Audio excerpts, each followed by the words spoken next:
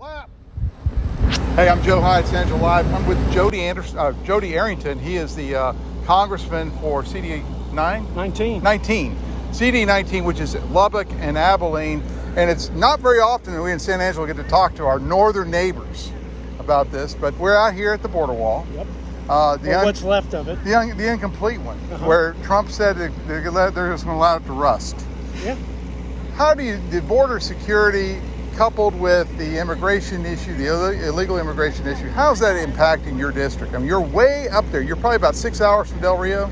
That we're hundreds of miles from the epicenter, the Rio Grande Valley sector. But listen, every state has become a border state, and certainly every community in Texas is affected by the massive inflow of not only illegal immigrants, but that are overwhelming the system, whether it's healthcare or education or law enforcement.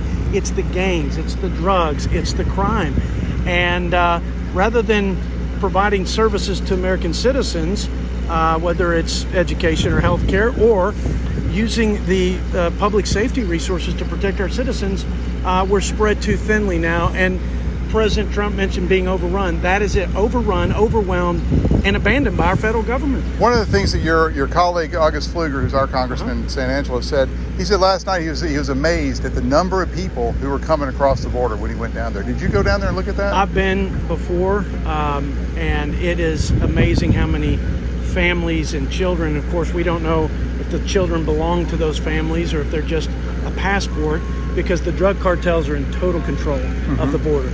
Nothing comes across that isn't pushed and doesn't pass through the paramilitary narco-terrorist cartel network.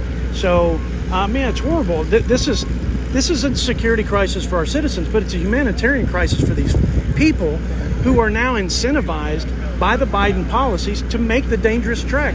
1 out of 3 women abused, sexually assaulted. The abuse is epic, and it's a disaster. And we know the cause and effect. It's not in the Northern Triangle countries.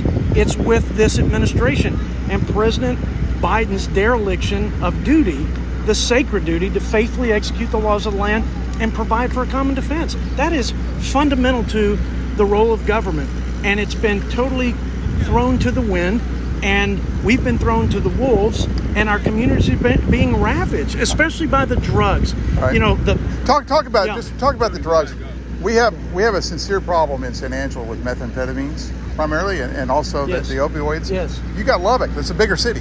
Listen, what's it like? It's an epidemic, and we're losing thousands of our children. And we walk. We'll walk. Thousands of people, and we've already seized enough fentanyl to kill every American 4 times over, and it's not abating. It's only going to increase. And this is happening because our federal government has failed, and our president and commander-in-chief has absolutely laid down on the job and placated the left, the radical left, of which his vice president is a part of. I got to go. Thank you, sir. God bless West Texas. All right.